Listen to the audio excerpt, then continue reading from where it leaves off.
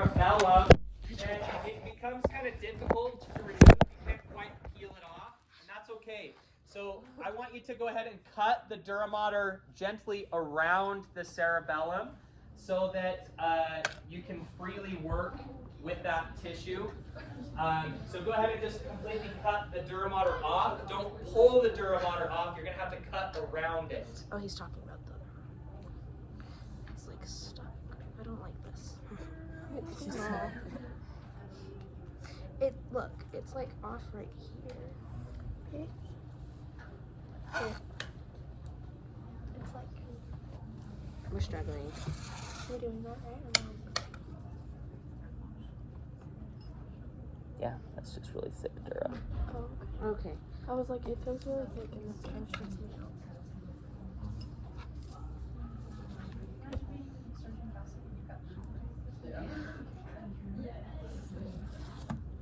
Sorry, I'm standing right in the way of your... No, that's okay.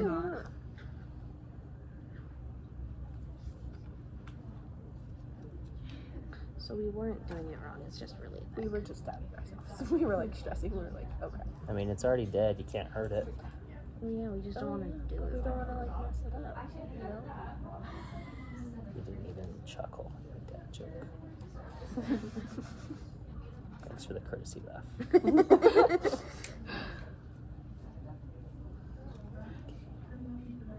Guys, we weren't doing it wrong. It's just a lot thicker than you expect when you like doubt yourself, and so you change your answer, but your first answer was right. Yeah. This is where the scissors would actually come in handy, but I don't feel like cleaning them.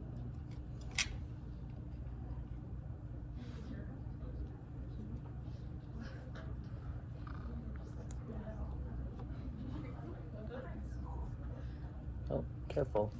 Careful, Petey, don't bring the cerebrum. There we go. Yeah, I cut some of that off. Oops. It's okay. It's already dead. This is fun thing. You're not a neurosurgeon. He's just like, oopsies. Cut part of the brain off. Oh, that grows back.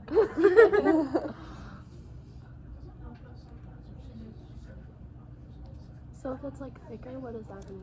Does it like Nothing. mean like something with their brain function, or is it just like No, It's just thick. just thick. Honestly, would part you of be it more can be protected from like concussions and stuff if you have thicker dura mater? no, just more protected from surgeons. Oh. Okay, this is a cool thing I want to point out here, though. So this right here, this divider right down the center, this is like almost like a bony type of structure. Yeah. It's actually extended down from the skull itself, and it kind of is meant to sit right here in this little fissure. So as I pull this apart, you're going to kind of see that it looks a little bit more, and I mean, you can hear the sound. It sounds a little bit more, a little bit more bony.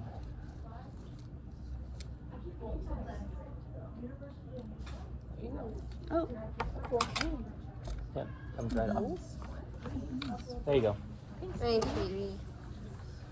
It kind of looks like, you know those like one animals with like the long nose? Okay, well I know where the brainstem is. Okay, that's the brainstem. Then the Okay. cerebellum's Flip it. up. Once you've got your dura removed, you should be able to see Okay. all of the brain structures. There. We're going to talk about, there are four main That's macro brain structures, meaning we can This divide is the the brain blubber into baby, four large right? basic The parts. Diencephalon. We're going to That start one. from the back and And work that's our the- way towards the front. So we're going to start with what's called the brain stem. So go ahead and those are find the prongs. brain stem on your You don't have specimen. one. The odds are good that some of you don't have a brain stem on your specimen because Here? it broke. Oh, wait, we're That's supposed to okay. put it in I there? think there's like Should we put it, we're missing one. Well, find where the brain stem used to be. are we putting a pin in it, or we just, Just point it out. it's Yeah.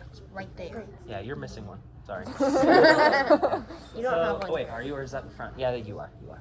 Yeah. Once you have found the brain stem, we're gonna talk about the three main areas of the brainstem. Oh, you guys are still working on the dura.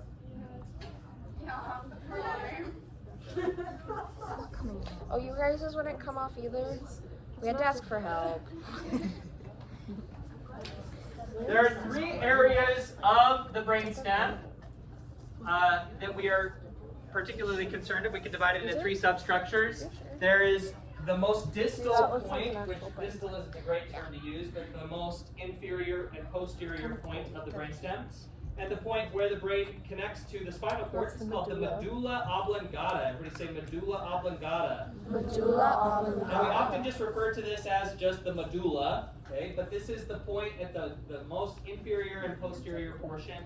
It directly connects to the spinal cord. I don't like it. Hold on 1 second.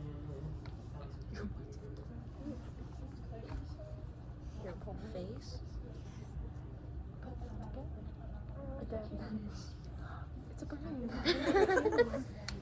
Oh, your guys has died. No kidding. I'm funny. Okay. Yours came off in multiple pieces instead of one. Yeah, ours came off in one piece. Do you think I'm funny? I am. What do you think's funny in here? Don't answer that. both have a great amount of humor.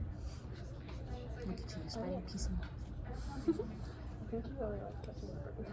I can't get this thing off. There's one on your thumb too, so you're just gonna have to live. I know, I'm like trying to figure out what that is. That's the cerebrum. Oh, that's that he cut off. Yeah, that's right. So I'm trying to figure out what this is. It's the brain. There's gonna be lots of brain. Oh.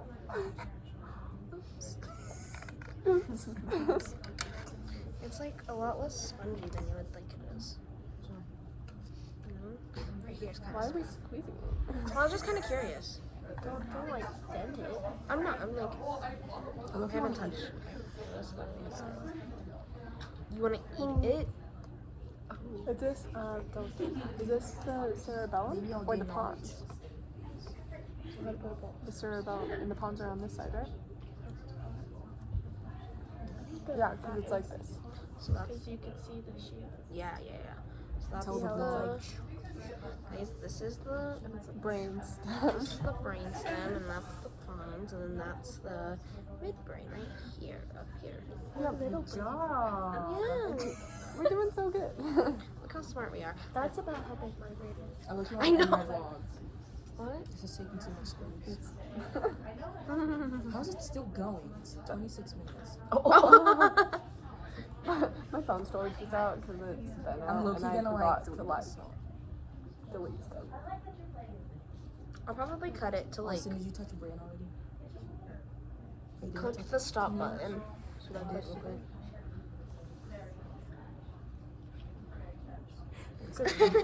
Just the random hand coming into. Yeah. It's okay, mine works. It's a cute one. It's cut into fourths like that. Yeah. I want to like. That's the left brain. Still right brain. See, it looks like a little stomach. Like a mini stomach. Oh, it does. Doesn't it? It does. You guys are not interested in this at all. I just looked at it. Yeah, he's been touching it. He's been touching it. They're still dark. Yours, but that's okay.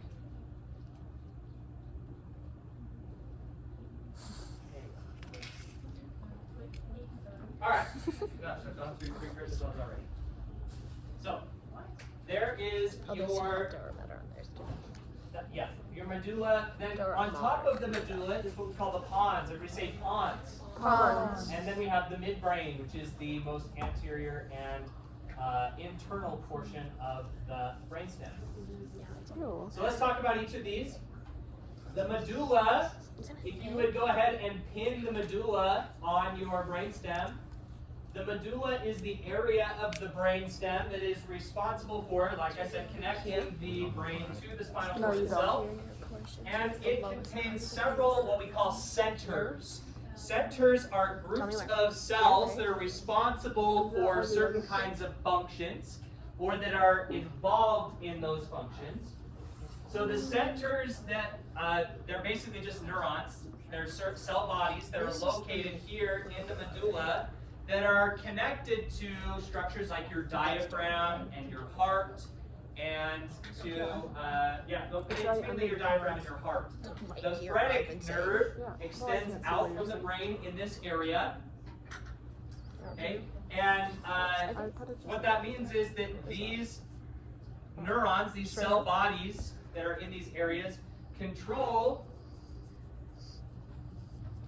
That went in too easily. I didn't like that. No. Yep. Alrighty.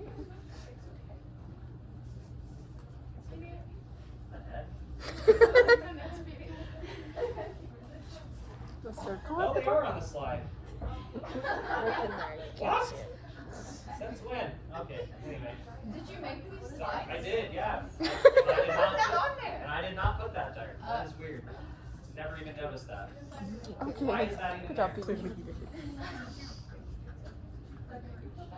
That is bizarre. Anyway, sorry, ADHD. The medulla has cell bodies that control your respiratory rate and rhythm. They adjust your respiratory rate subconsciously. So these are autonomic neurons, and they are responsible for controlling your breathing, and they are also responsible for controlling your heart rate. They control how strong your heart is beating or working, and they also control the vasoconstriction and dilation of your blood vessels. So these are autonomic neurons, and they control those processes involuntarily. They also are involved in reflexes that involve those structures, like hiccups, coughing, vomiting, and swallowing. Oh. All of those are reflexive. I'm going to tell you really quickly how to get rid of hiccups. The only scientifically backed and researched method that is built on the physiology to help you get rid of hiccups. Okay? The nerve that goes from hiccups are caused by basically a spasm of the diaphragm. Okay, so the nerve that connects the brain to the diaphragm causes that spasm to take place. That nerve is called the phrenic nerve, and so occasionally what will happen is that nerve that is connected to the medulla runs to the diaphragm. It starts kind of twitching out and having random contractions and spasms and communicating unproductively with the diaphragm. So the only way to get rid of hiccups is to force the phrenic nerve to reset, okay, to reset its regular communication with the diaphragm. So in order for you to reset the phrenic nerve, we have to manipulate the amount of oxygen and carbon dioxide that are available to these cells. So grab an apron and some gloves and you can hang out. I'm okay. You don't want to dissect brains? No, I'm okay. It does smell bad in here, doesn't it? Anyways, so the only way to get the phrenic nerve to reset is to manipulate the amount of oxygen and carbon dioxide that's available to those cells. And the way that you do that is by, you're going to do this with me, okay? You're going to take 3 big deep breaths in. And at the top, when you can no longer fill your lungs with air, you are going to gasp to get as much air as you possibly can. So what that's going to sound like is this, okay? You're going to take a big deep breath.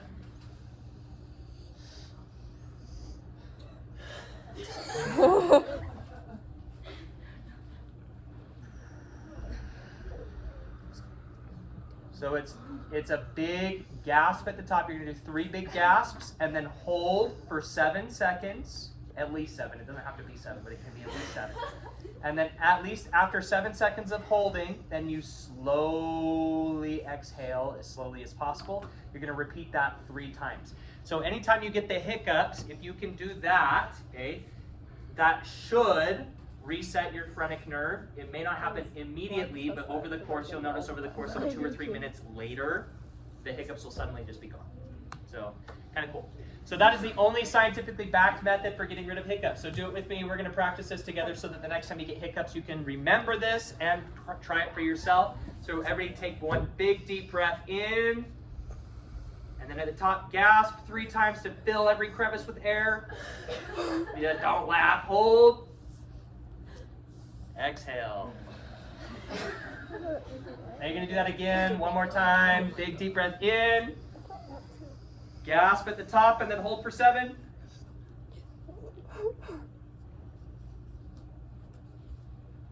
And exhale. Okay? Yeah, so it's a lot of work, right? So that's why it resets the phrenic nerve as you're manipulating the amount of oxygen available to that nerve. So that process will help you get rid of the hiccups. These neurons are also responsible for coughing. So when you reflexively cough, it is the neurons in this area that So are if telling we you like to cough. that, we'll never cough. That force the diaphragm to contract rapidly. And then the vomiting reflex is also contained here. So those of you who are fighting back the urge to vomit all over your brain, the cells in this area are being overpowered by the cerebrum, which we'll talk about here in a minute. So kind of cool. Okay, now we're moving up to the next area, which is the pons. The pons can be marked by that anterior bump or bulge in the brainstem. So find that portion where the brainstem kind of swells anteriorly. That is the pons. The pons is a connection and relay point You don't have a brain stem. from the rest of the brain, particularly the I mean, it might partially cerebellum, be there, but it's like to not really the there. Yeah, it's gone. yeah, sorry. So it's the relay point for the rest of the brain carrying information to the cerebellum. Why is this 10 seconds? So while we're here, let's just talk about the cerebellum. If you would like to go ahead and pin your cerebellum, you can. The cerebellum is the most posterior portion of the brain. It is distinct and separate from the brain stem. It's not part of the brain stem. This is its own part. The pons brain. are right here. Okay. This is, do you want to show them? The cerebellum, the purpose of the cerebellum is to integrate sensory That's the information. medulla. That's the cerebellum. So what I mean by Cerebellum. integrate sensory information is that you have areas of your brain that are responsible for interpreting different kinds of senses, right? So for example, the temporal lobe, the lobe of the cerebrum that is on the side, that area is heavily involved in recognizing sounds. So as sounds travel into your ears and then stimulate a nerve in the center of your ear, those nerves carry those electrical signals to the temporal lobes, and then the temporal lobes help you to hear, right? That's like you hear because of what the temporal lobe is doing. The optic nerves carry information from your eyes to the posterior aspect of the brain in the occipital lobe. So you have the occipital lobe and the temporal lobe. The occipital lobe's taking care of visual information and helping you to recognize what you see. So for example, when I look out at this room, I recognize you because of what my occipital lobe is doing. Okay? When you speak to me, I hear your voice because of what my temporal lobe is doing. Okay? Now, what the cerebellum does is takes both of those pieces of information and puts it together to create meaning. So, for example, if I am turned away and I hear somebody speak to me and I hear Naomi's voice and I go, oh, that sounds like Naomi, and I turn around and I don't see Naomi, it is my occipital lobe that is telling me, oh, she must be here somewhere else, because I visually recognize, I know what Naomi looks like, and the temporal lobe is telling me that it was her voice, but it's the occipital lobe that is putting together those two pieces of information, okay? So another example of this would be like, I see a dog who is looking at me baring his teeth and looks a little bit scary, okay? I see the dog, okay? I hear the dog barking aggressively. It is my occipital lobe that takes those two pieces of information together that helps me know you're in danger, okay? So that's the occipital lobe, or not the occipital lobe, sorry, the cerebellum. It's the cerebellum's job is to integrate the two pieces of information. They're sensory pieces of information. Other examples are like collecting proprioceptive information, meaning your body's awareness of itself in space, in conjunction with how your body's moving, okay? So sprinting or playing a sport or jumping, all of those activities are coordinated in the cerebellum because the cerebellum is taking sensory information from lots of different places and rearranging and making sense of that information, right? So the pons, what does that have to do with the pons? The pons is the relay hub before the cerebellum. So all the information that's coming from these different places in the brain relays through the pons before it arrives at the cerebellum. Okay?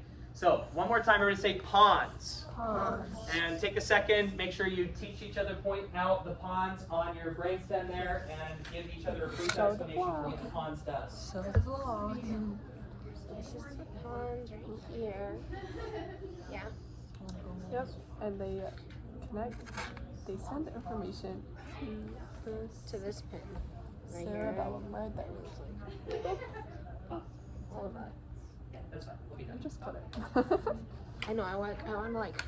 I can't believe it went that fast. Okay. I don't know if I want you to do my The brain. next area is the midbrain. The midbrain is superior to the pons and inferior to the section called the diencephalon. The diencephalon is the connection point between the brainstem and the diencephalon itself. I should say, yeah, the midbrain is that connecting point. That's literally all it does. Is it is the axons that are connecting the cells in one area to the other. Okay. Now we'll talk Because it about broke the right diencephalon here. next. Your The midbrain's like right above diencephalon it. is what we so- call your old brain area. This is the deepest, most primitive part of your brain. Dicephalon. It is responsible for regulating most of your unconscious Dicephalon. actions and homeostasis throughout the body. We already talked about several of these structures in the endocrine unit because the diencephalon is the point where your brain communicates with the endocrine organs in the body. This is how your brain tells your body, Oh no! It just body got what real. hormones to produce and when to produce But it them. ripped. So the structures in the diencephalon include the thalamus, hypothalamus, pineal gland, and part of the pituitary gland. That's a lot of So what things you're going to do right now, in order for you to see the diencephalon, you are going to create a deep sagittal section of your brain. Divide it into left and right portions, right down the mid-sagittal line. So go ahead and cut your brain in half. Like all the way in half? Like, Yeah. right? Oh, Oh yeah, yeah. oh, straight. Nice. What is this brown So I actually can't cut through the Is pin. it this? Mine, Ellie. There's a line already drawn for you. It might be, Yeah, cut through the what cerebrum this as is. well. You can remove your This, pins he if said, you is like need a to. bony structure that just goes over. It's probably this. All the way through the cerebrum, Because it all the way looks through like the that. cerebellum. I'm sure Just that's cut it what all the it way in is. half. You're going to divide the brain right down the middle. You guys. Half the brain. Oh, this is like a cavity. Once you get it divided down the middle, go ahead and pin the diencephalon. So the diencephalon, it is. right here. Wait, do we have one? It splits in half, right? Do we have one? No, the midbrain's right here. I don't know. I can't tell. Ask Petey. Well, yeah, they do, because it's in the brain. Well, yeah, you do. I just can't find it. It's like where that gap is. So it's like. Well, right that's it's like right under it, I think. So the Because the gap non-glandular is portion like- of the diencephalon is I'm gonna put composed my of pins two back in. parts, the thalamus and the hypothalamus. The thalamus is the largest portion of the diencephalon, and it is about 80% of the diencephalon itself. It is How a does pair of this- large oval-like how does it- masses. You're looking at those oval masses from the inside, so you wouldn't be able to really tell these things apart. But if we were to remove the cerebrum from around the diencephalon, you'd better be able to see these. They almost look like walnuts. They are just a bunch of dark Yeah. gray matter. So this is cell bodies. They're neurons So with fibers that are projecting Okay. outwards in all directions. It's like That is because the that- thalamus it's is that gray the matter. principal relay station for the entire brain. Okay, all of the brain is connected to the thalamus. And for good reason. So you can think of the thalamus as like in this diagram of the brain up here that I drew when we created the network diagram, okay? The thalamus can be thought of as like these neurons here in the center, okay? Where they're connected to everything else on the outside. They're that center relay hub. The cell bodies of those of all of those cells are located here. The next area is the hypothalamus, so go ahead and pin the hypothalamus if you can find it. It's going to be right up above the optic chiasm there. And next to the pituitary gland, at the pituitary You want to put it tract. on that one? this is a really small portion, but is arguably the most important part of the brain. Is it That's brain? because this is the master regulator of all endocrine processes, is this hypothalamus right It kind here. of feels like shrinking. The hypothalamus controls homeostasis. And in the hypothalamus, this is an important thing to know, in the hypothalamus there is no blood-brain barrier here.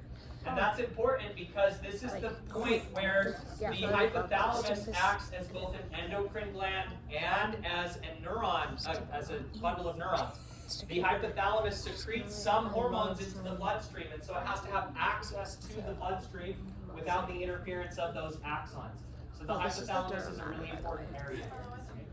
There you go, vlog. Hypothalamus regulates things like thirst and hunger, and when you feel full and don't need to eat anymore. It regulates when you wake up and when you go to sleep. It regulates how angry you get or aggressive you are. It regulates your urge to reproduce. It influences how food moves through your digestive No, 'cause tract. that's a pond. And it also influences the hormones that the That's a pons, pituitary that's the gland brainstem, that's that. produces. That's a hypothalamus. So that brings us to the cerebellum, as we talked about already. The cerebellum is the hind brain. wants us to pin It it. occupies most of the inferior cavity of the skull. And like I talked about before, it It wasn't processes seen, though. all of your sensory information. And the output of the cerebellum is balance, coordination, and the maintenance of your posture. So thank goodness for that. Is it this one right here? Okay. Okay.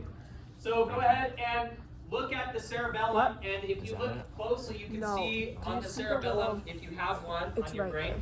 you can see a bunch of little white fiber tracts inside that almost look like roots. Yeah, Those it's are right called the arbor vitae, or the tree of life. That little strip Right, yeah. a little lower. Like, yeah. So that is the cerebellum. I thought. Okay.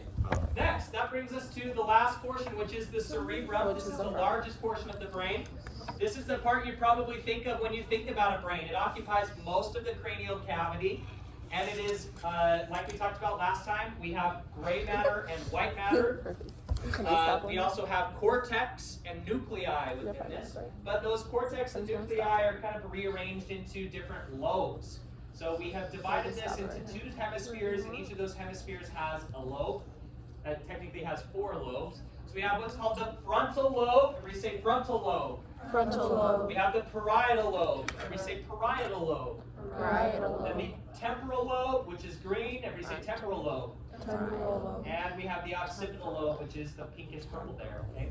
Now the That's the frontal frontal. lobe is responsible for controlling all of your skeletal muscles, and also for levels of high intellectual reasoning. So all of your thinking, problem solving, concentrating, emotions that you It's the experience, frontal lobe. reasoning, planning, memory, and all of your facial expressions are controlled by the neurons in the frontal lobe. The parietal lobe is responsible for sensory input in terms of like recognizing pressure, temperature, and pain. Anytime you recognize those 3 sensations, that is felt in the parietal lobe. So whenever It's also associated with the interpretation of speech on one side and the recognition of language and the expression of thoughts on the other side. What that means is depending on the side of the brain that you damage, you would either lose the ability to speak or the ability to recognize someone else's speech. They are not mutually intertwined. Oh. So there are people who have strokes who lose the ability to speak but can still understand what other people are saying. And then there are people who have strokes that can talk, but when you talk to them, they can't understand you. Okay? So which is kind of cool, and that's just dependent on the area of this parietal lobe that's damaged. Next is the temporal lobe. This area is responsible for creating sensations of hearing and balance. You also store memory of visual scenes in this area. And then music, smells, and other complicated sensory patterns are all interpreted and associated with these temporal lobes. So go ahead and pin those 3 lobes so far, the frontal, parietal, and temporal lobes. The bridle. And then the last lobe is the occipital lobe, which I talked about already. The job of the occipital lobe is to process and interpret visual information. and to combine those visual images that you see with the senses that you are experiencing, Okay, wait. and all of that is made sense of together with the Yeah, help that's what I was of saying the was, but I wasn't sure. cerebellum. So, okay, there you go. That is all the cool stuff in your brain. I hope you learned some cool things. You can play around with the brain a little bit more if you'd like. I'm happy to write you or to send out an email to excuse you being part of your class. When you are done playing and dissecting your brain, then go ahead and start getting it cleaned up. You can start taking stuff to the garbage and then getting your trays washed out. Just pick it up. It's fine. I Have you touched brains? My hands are just. Oh, I did touch it. I did touch brains. Can I? Or do you want to be? I don't want to try. You want to try? Yeah, should I cut it into Just cut it. Take it away on. You have to like clean it around and take it off. But You're so gentle with it. You have to pinch this. You have to pinch this. And then take it off. You're putting enough And pressure. then once you get it off, it'll be this hand, and then you just take your 2 fingers and then just put it in and take it out. Sorry guys. There's more of the brain. I can be like 5 What's minutes. this little thing? Is that your guys' stuff here? Okay, guys. Thanks for coming to our Thanks vlog. for watching. There you go. Yeah. And then With your other now hand, you're gonna put that glove like there you go. Got it. Yeah. Yeah, like that. Okay, will you click stop on my vlog? Bye, guys. Will you click the stop button?